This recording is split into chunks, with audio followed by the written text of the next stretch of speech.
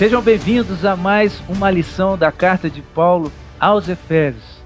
Na lição passada, nós estávamos estudando o princípio da sujeição, a mutualidade e a causalidade. Também vimos o desenvolvimento do tema sujeição entre mulheres e maridos. Hoje vamos prosseguir com o estudo da sujeição entre filhos e pais, servos e senhores. E para isso, contamos novamente com a família Oliveira. Obrigado pela presença de todos. Prazer.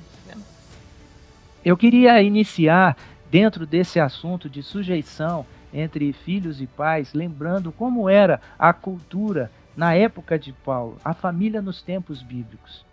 A família israelita e a família greco-romana. Havia um conceito chamado pater familias, ou pátria potestas, que era o direito que o pai detinha de domínio quase absoluto sobre os membros da família.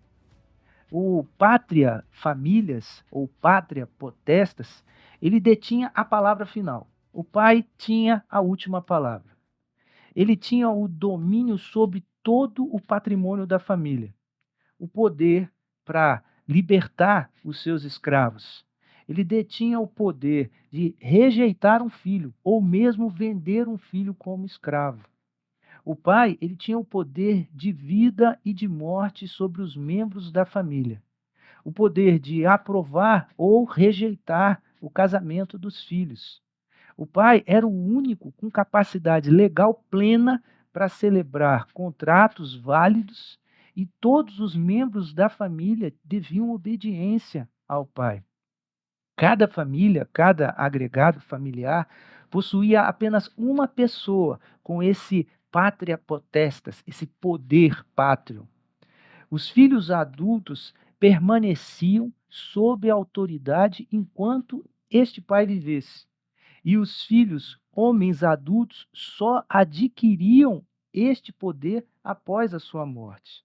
Então, essa era a cultura e a formação da família na época de Paulo. E nós vamos ver que os ensinamentos de Paulo não são uma cópia da cultura de sua época. O que o Paulo vai nos trazer de ensinamento de Deus é diferente do modelo de família que tinha em sua época.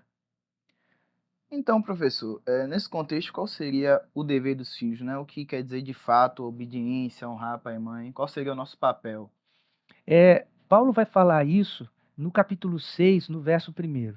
Ele diz o seguinte: Filhos, obedecei a vossos pais no Senhor, pois isso é justo. Veja que existem duas razões para o filho obedecer aos pais. A primeira razão é por causa do Senhor. Então nós vamos ver que isso é um mandamento de Deus. Então ele deve obedecer os pais. Uma primeira razão é por causa do Senhor. E uma segunda razão que Paulo apresenta é porque isto é justo, por causa da justiça, porque isso convém ao filho fazer. E Paulo, ele prossegue dizendo a respeito disso, porque a desobediência de um filho ao seu pai é um sinal de desprezo a Deus. Nós podemos ver isso, por exemplo, em Romanos, capítulo 1, verso 28 ao 30, que diz assim: E por haverem desprezado o conhecimento de Deus, o próprio Deus os entregou a uma disposição mental reprovável para praticarem coisas inconvenientes, cheios de toda injustiça, malícia, avareza e maldade, possuídos de inveja, homicídio, contenda, dolo e malignidade, sendo difamadores, caluniadores, aborrecidos de Deus, insolentes, soberbos, presunçosos, inventores de males e desobedientes aos pais. Então veja que a desobediência aos pais está junto desse pacote de comportamentos de pessoas que desprezam a Deus. É um sinal de desprezo à justiça de Deus. Além disso, a desobediência a Deus é um sinal de decadência. A desobediência aos pais é um sinal de decadência moral e espiritual. Podemos observar isso em 2 Timóteo, capítulo 3, verso 1 e 2, quando o próprio Paulo diz: Sabe, porém, isto, nos últimos dias sobrevirão tempos difíceis, pois os homens serão egoístas, avarentos, jactanciosos, arrogantes, blasfemadores, desobedientes aos pais, ingratos e irreverentes. Portanto, uma razão para obedecer aos pais é por causa da justiça. E não obedecer aos pais é um sinal de desprezo a Deus e um sinal de decadência moral e espiritual. Mas Paulo prossegue no versículo 2, dizendo que não somente obedecer aos pais, mas ele também diz: honra a teu pai e a tua mãe. Honrar significa cuidar, estimar, valorizar, respeitar, dignificar, prestigiar, enobrecer, considerar. Então, nós temos aqui um segundo dever dos filhos em relação aos seus pais: honrar o pai. E ele dá duas razões para isso também.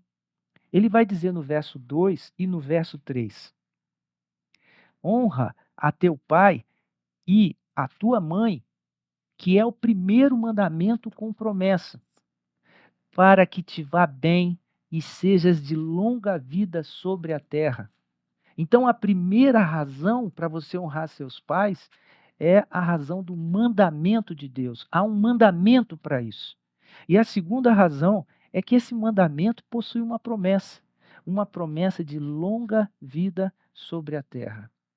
Nós vamos ver que a essência da lei está em cima de três coisas: a justiça, a misericórdia e a fé. Nessas três bases da lei está o caráter de Deus.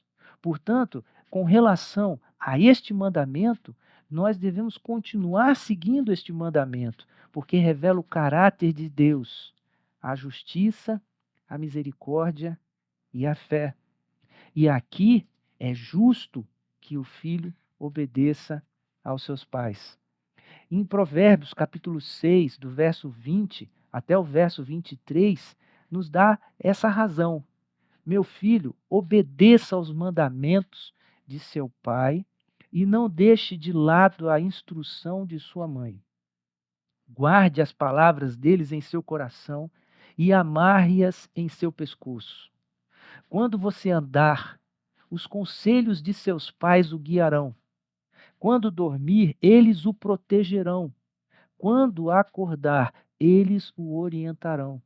Pois o mandamento é lâmpada e a instrução é luz, e as correções da disciplina são o caminho que conduz à vida. Por isso que uma das promessas desse mandamento é o prolongamento da vida.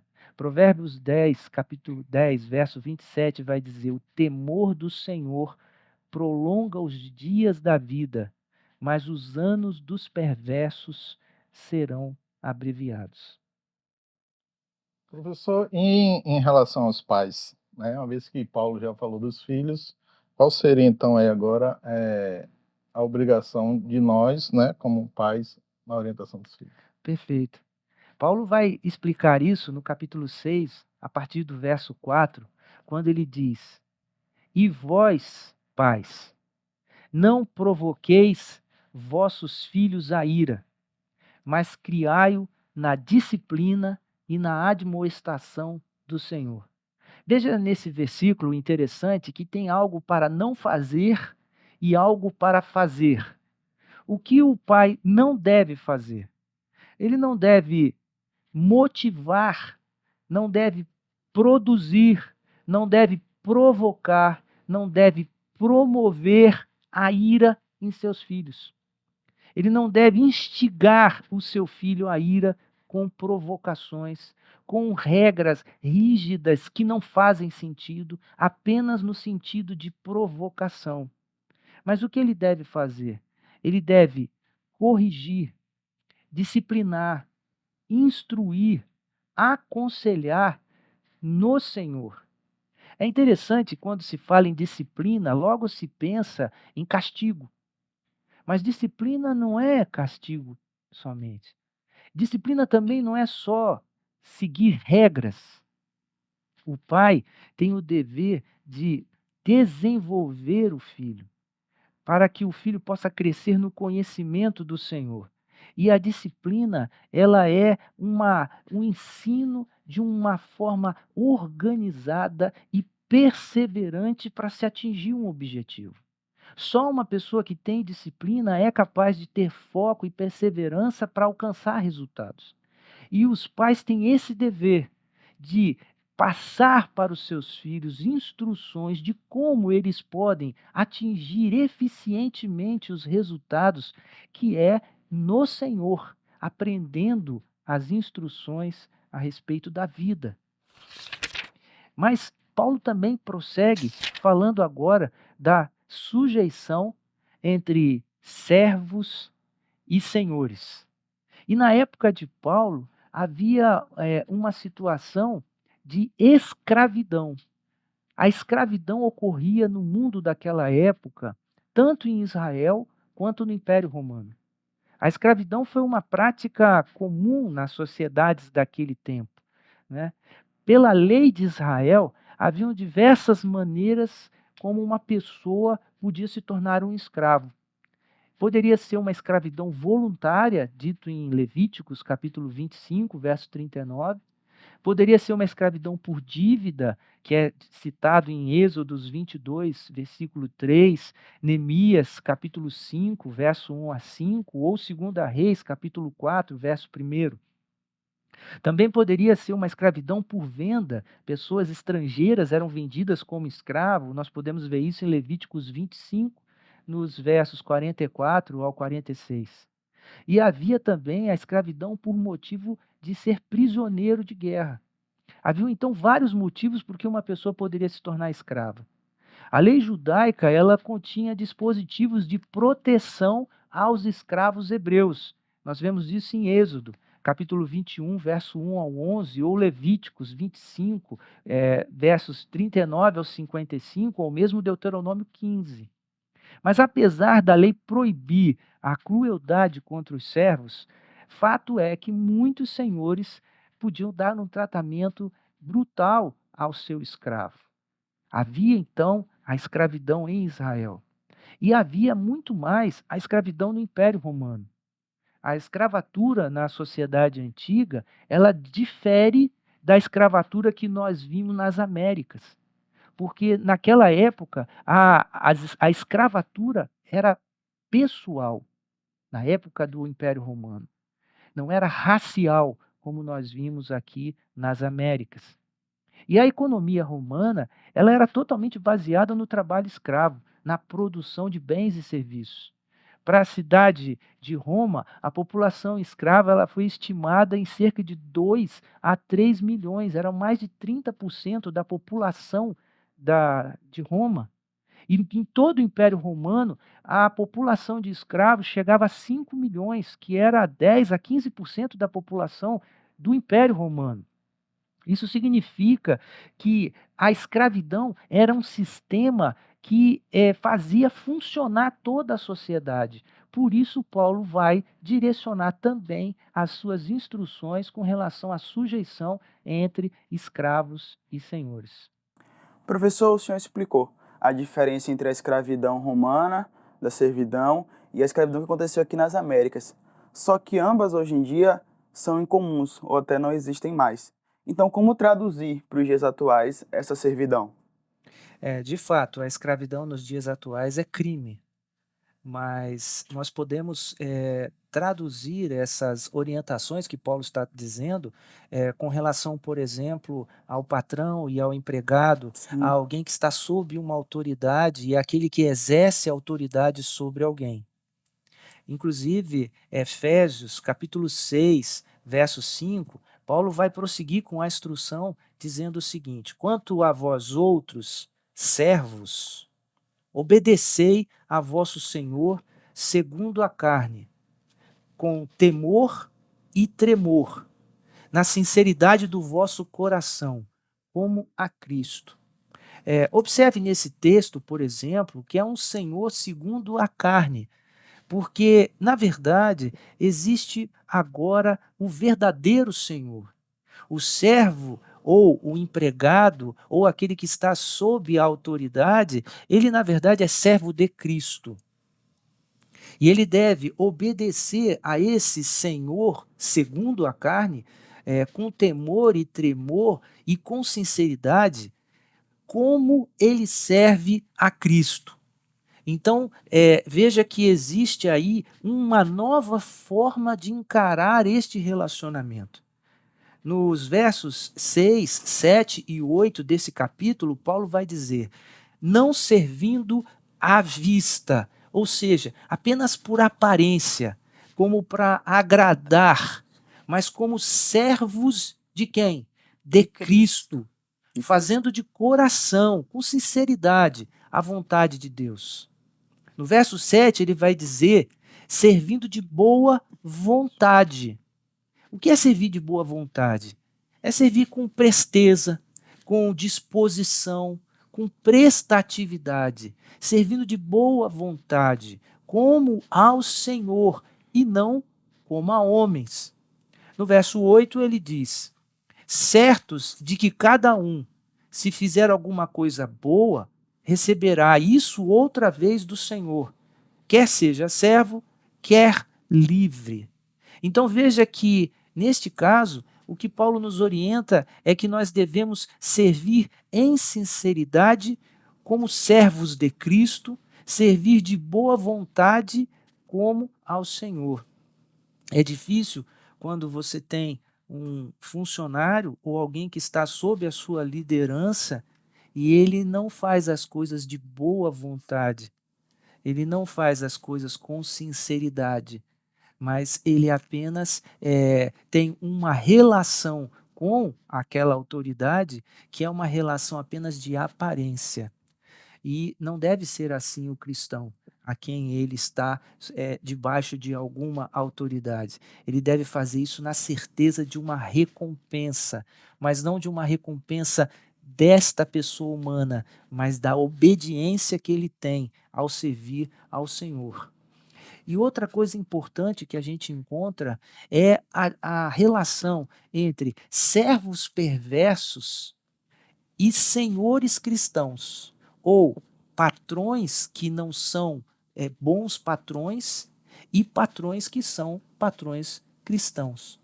Nós vamos ver 2 versículos que tratam dessa maneira de servir. 1 Pedro, capítulo 2, verso 18 e 21, diz assim: servos, sede submissos, com todo o temor ao vosso Senhor, não somente se for bom e cordato, mas também ao perverso, porque isto é grato, que alguém suporte tristezas, sofrendo injustamente, por motivo de sua consciência para com Deus.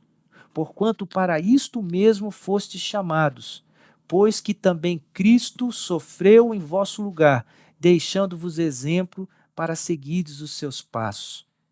Então nós devemos servir não somente àqueles que estão sob nós, acima de nós, servindo apenas aos bons, mas somos chamados a seguir o exemplo de Cristo, servindo inclusive àqueles que também são perversos. Fazendo isso como Cristo fez, deixando o exemplo para nós seguirmos os seus passos. E com relação aos senhores ou patrões que são cristãos. 1 Timóteo, capítulo 6, verso 1 e 2, vai dizer: todos os servos que estão debaixo do jugo considerem dignos de toda a honra o próprio Senhor, no caso, o Senhor terreno, para que o nome de Deus e a doutrina não sejam blasfemados. Também os que têm Senhor fiel, ou seja, um Senhor crente, não o tratem com desrespeito, porque é irmão.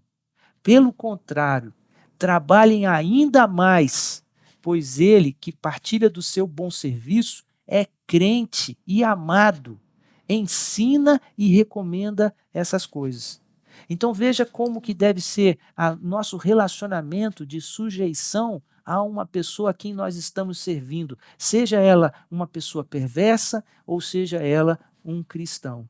Muitas vezes acontece da pessoa não servir bem porque a pessoa não é boa, ou não servir bem porque se aproveita de uma condição de que ela também é crente.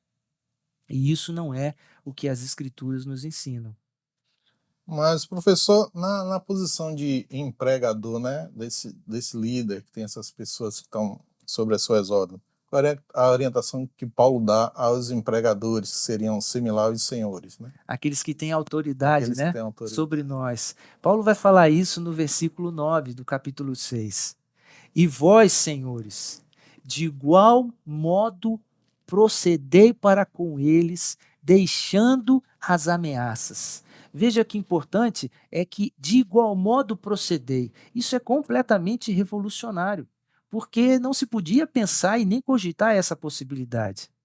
Sabendo que o Senhor, tanto deles como o vosso, está nos céus, e que para com ele não há acepção de pessoas. Paulo vai trazer, então, uma revelação de algo completamente transformador.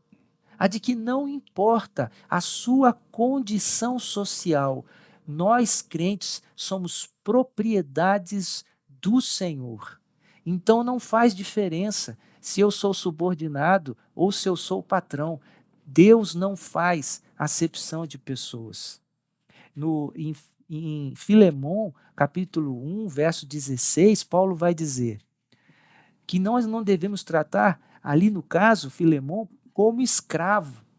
Antes, muito acima de escravo, como irmão, caríssimo, especialmente de mim, e com maior razão de ti, quer na carne, quer no Senhor.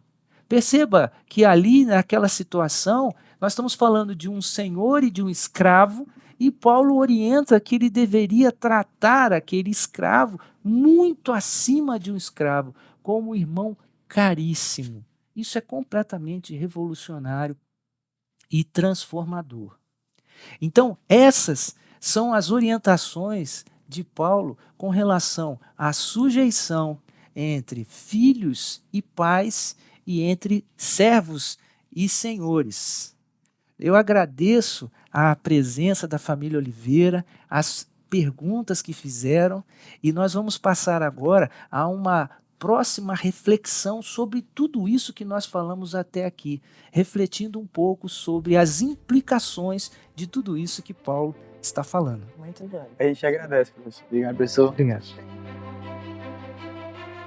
Estas lições de Paulo nos levam a algumas reflexões. Primeiramente, sobre os princípios da autoridade, a origem da autoridade, o propósito da autoridade, o modelo como a autoridade deve ser exercida e os limites da autoridade. Qual a origem da autoridade?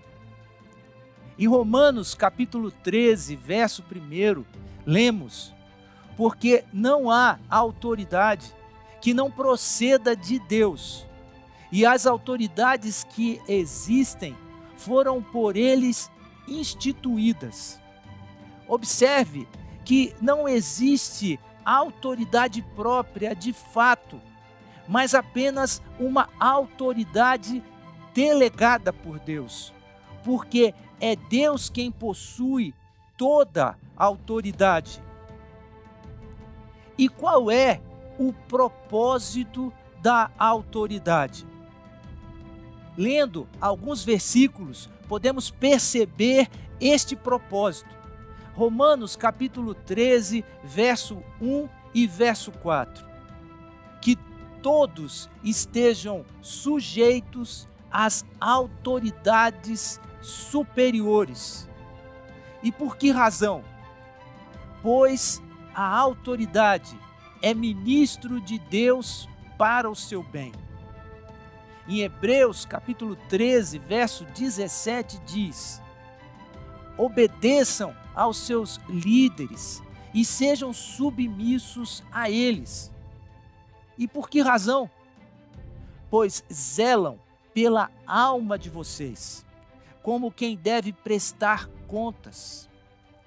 Em Provérbios capítulo 6, verso 20 e verso 23 diz: filho meu, guarda o mandamento de teu pai e não deixes a instrução de tua mãe. E por que razão? Porque o mandamento é lâmpada e a instrução luz, e as repreensões da disciplina são o caminho da vida. Observe o propósito da autoridade com todas essas situações das autoridades superiores, dos líderes e dos pais. O propósito é para o nosso bem. Por isso, Deus instituiu a autoridade e delegou a autoridade. Mas qual o modo correto e bíblico de exercer essa autoridade? Mateus capítulo 20, verso 25 diz: então Jesus, chamando-os para junto de si, disse: vocês sabem que os governadores dos povos os dominam e que os maiorais exercem autoridade sobre eles. Jesus fala dessa autoridade mundana, baseada no privilégio e na dominação. Mas entre vocês não será assim. Mateus continua dizendo no capítulo 20, verso 26 e 28. Pelo contrário, quem quiser tornar-se grande entre vocês, que se coloque a serviço dos outros. E quem quiser ser o primeiro entre vocês, que seja servo de vocês. A autoridade cristã, ela é totalmente diferente. Ela é baseada no serviço e na doação. Tal como o Filho do Homem, que não veio para ser servido, mas para servir e dar a sua vida em resgate de muitos. É interessante notar que há uma relação próxima entre autoridade e responsabilidade. Lucas capítulo 12, verso 48 diz: mas aquele a quem muito foi dado, muito lhe será exigido, e aquele a quem muito se confia, muito mais lhe pedirão. Então, quem recebeu muita autoridade, também será cobrado, a sua responsabilidade é maior. E qual o limite da autoridade? Existe um limite de obediência a uma autoridade delegada por Deus? Sim. Em Atos capítulo 4, verso 18 a 20, lemos: chamando-os, ordenaram-lhes que absolutamente não falassem nem ensinassem em o nome de Jesus. Mas Pedro e João lhe responderam: julgai se é justo diante de Deus ouvir-vos antes a vós outros do que a Deus?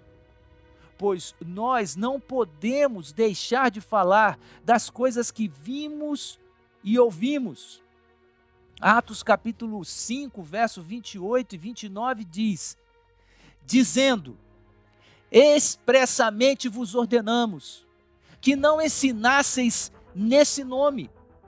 Contudo, enchestes Jerusalém da vossa doutrina e quereis lançar sobre nós o sangue deste homem.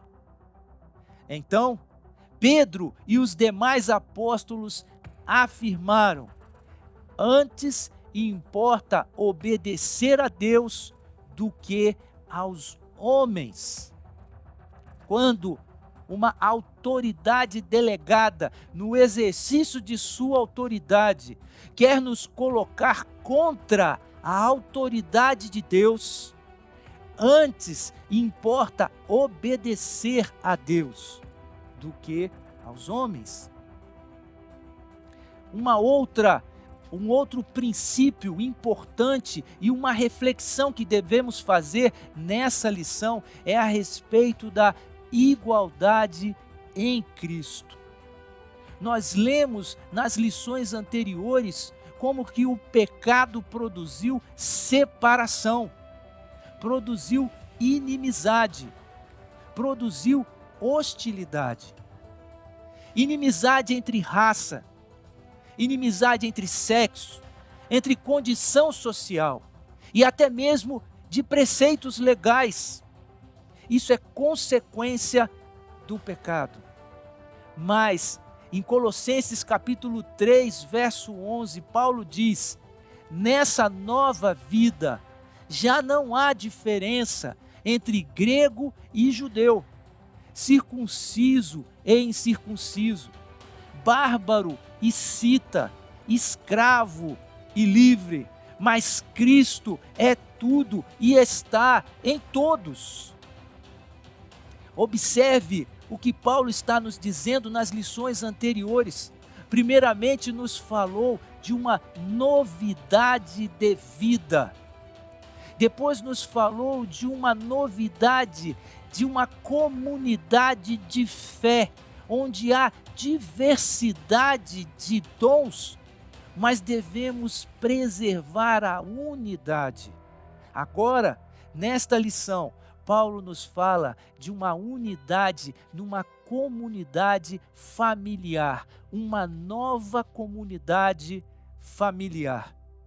Em Gálatas, capítulo 3, verso 28 e 29, ele diz: destarte, não pode haver judeu nem grego, não há diferença entre raças, nem escravo, nem liberto, não há diferença em Cristo em condição social ou econômica, nem homem, nem mulher, não há diferença entre sexos, porque todos vós sois um em Cristo Jesus. E se sois de Cristo, também sois descendentes de Abraão e herdeiros, segundo a promessa. Romanos, capítulo 2, verso 11, vai nos ensinar uma importante lição. Porque para com Deus não há acepção de pessoas. Podemos resumir as lições de Paulo nessas lições em Efésios capítulo 5, verso 22, o papel da esposa. A orientação é ser submissa em tudo ao marido. E de que modo? Como ao Senhor. Em Efésios capítulo 5, verso 25, o papel do marido: amar e se entregar pela esposa. E de que modo? Como Cristo fez pela igreja. Em Efésios capítulo 6, verso 1, fala do papel do filho. Ele deve obedecer e honrar aos pais. E de que forma? No Senhor. Em Efésios capítulo 6, verso 5 e verso 7, ele vai falar sobre o servo. Ele deve obedecer e servir de boa vontade ao seu senhor terreno. E de que forma? Como Cristo, como ao Senhor. E os pais, em Efésios capítulo 6, verso 4, Qual a orientação aos pais? Disciplinar e instruir aos filhos. E de que modo? No Senhor. Em Efésios capítulo 6, verso 9, o papel do senhor terreno. Ele deve tratar bem o servo e sem ameaças. E de que modo? E por que razão? Por causa do Senhor, que não faz acepção de pessoas. Portanto, nós vimos nessa lição como tudo converge para Cristo. Ele é o nosso exemplo e o nosso modelo a ser seguido a respeito também da sujeição. Por isso que em Efésios capítulo 5, verso 21, Paulo vai dizer: sujeitando-vos uns aos outros no temor de Cristo. Terminamos aqui mais uma lição de Paulo. Na próxima lição, estaremos estudando as instruções de Paulo para a vitória na batalha espiritual. Eu aguardo você lá.